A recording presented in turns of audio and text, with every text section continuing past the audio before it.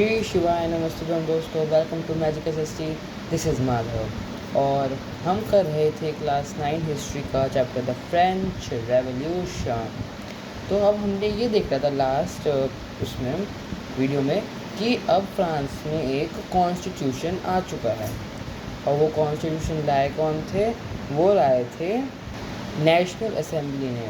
वो कहाँ पर? वो इंडोर टेनिस कोर्ट में इकट्ठा हुए थे। उन्होंने समझा कि वो स्पोक्समैन है, इसलिए उन्होंने अपने आप को नेशनल आर्मी नहीं, नेशनल असेंबली घोषित कर दिया।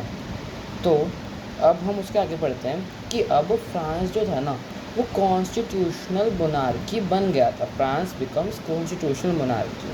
अब मोनार्की भी है, कॉन्स्टिट्यूशन भी है, समझ में नहीं आया। मतलब ऐसी मोनार्की, मतलब ऐसा किंग्स रूल जिसमें जो किंग है ना वो कॉन्स्टिट्यूशन के हिसाब से चलेगा। देखते हैं। जो नेशनल असेंबली थी उसने कंप्लीट कर लिया अपना ड्राफ्ट कॉन्स्टिट्यूशन का इन 1791। मतलब आप समझो कि 1791 कॉन्स्टिट्यूशन की डेट है कि कब लागू हुआ था, 1791 में। आप इतना याद रखो। इसके मेन ऑब्जेक्ट की एक यही थे कि वो पावर्स लिमिट कर सके मोनार्क की।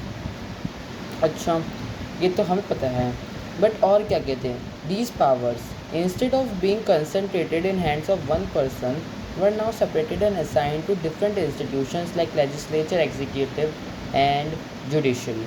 अगर आपको याद हो तो हमने लास्ट वीडियो में हमने फिलोसफर्स के बारे में बात करी थी। तो उसमें एक फिलोसफर थे जिसका नाम था मोंटेस्क्यू। उन्होंने ही कहा था कि जो पावर्स होती है ना वो लेजिस्लेटिव, एग्जीक्यूटिव और जुडिशरी में डिवाइड होनी चाहिए। वही इसमें किया गया कि एक इंसान के हाथ में पावर्स ना हो। This made France constitutional monarchy. इसने फ्रांस को कॉन्स्टिट्यूशनल मोनार्की बना दिया। जो इलेक्शंस थे ना नेशनल असेंबली में, वो कैसे होते थे आप ये समझो। नेशनल असेंबली जो होती थी वो इनडायरेक्टली इलेक्टेड होती थी। अब आप कहोगे इनडायरेक्टली कैसे इलेक्टेड होती थी? जो सिटीजन्स होते थे ना वो वोट करते थे पहले ग्रुप ऑफ इलेक्टर्स, मतलब पहले ग्रुप ऑफ इलेक्टर्स को वोट करते थे, जो उसके बाद वो चूज़ करते थे असेंबली को। मान लो अगर 100 लोग हैं तो उसमें से 100 लोग हैं तो 100 लोग ने पहले एक ग्रुप को इलेक्ट किया, फिर एक ग्रुप ने असेंबली को इलेक्ट किया। मतलब इनडायरेक्ट इलेक्शन हो रहे थे। तो यहाँ पे लिखा हुआ है इनडायरेक्टली इलेक्टेड होती थी। Not all citizens however had right to vote. मतलब राइट टू वोट हर सिटीज़न को नहीं था। और यहाँ पे कि वो नहीं है कि 18 ईयर्स से कम या 18 ईयर्स से अबव, नहीं।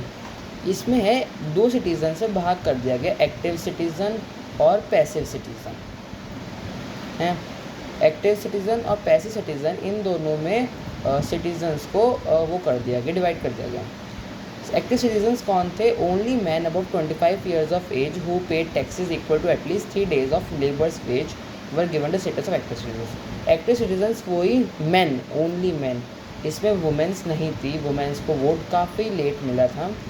जो 25 ईयर्स से अबव हैं, जो टैक्स पे करते हैं equal to labours wage of 3 days, मतलब जितने 3 दिनों में जितना लेबर्स की वेज होती है उतना अगर एक मैन जो 25 ईयर्स से अबव है वो अगर पे करता है तो वो एक्टिव सिटीजन्स हैं। दे वर एंटाइटल्ड वोट, उन्हें ही वोट मिलता है। बाकी सब रिमेनिंग मैन जो अगर 25 से कम है या फिर जो 25 से अबव है पर जो इतना टैक्स नहीं पे करते, और जितनी भी वुमेन्स है, ऑल वुमेन, ये याद रखना, all women are classified or were classed as passive citizens. They were not entitled to vote. Okay. To qualify as an elector and then as member of assembly, a man had to belong the highest bracket of taxpayers. Highest bracket of tax payer, ये बहुत important line है, इसलिए मैं ये एक important उससे divide कर रहा हूँ कि अगर किसी को भी इलेक्टर के जैसे क्वालिफाई करना है या फिर बनना है असेंबली का मेंबर, तो उस मैन को क्या करना पड़ेगा? उसे सबसे ज़्यादा टैक्स पे, मतलब अगर 3 days की टैक्स पे अगर से उसे वोटिंग की राइट मिल रही है, तो अगर उसे इन सब मेंबर्स बनना है तो उसे और ज़्यादा टैक्स पे करना पड़ेगा, तभी वो बन पाएगा। ऐसे 3 दिन या 4 दिन वाले उस पर नहीं होगा।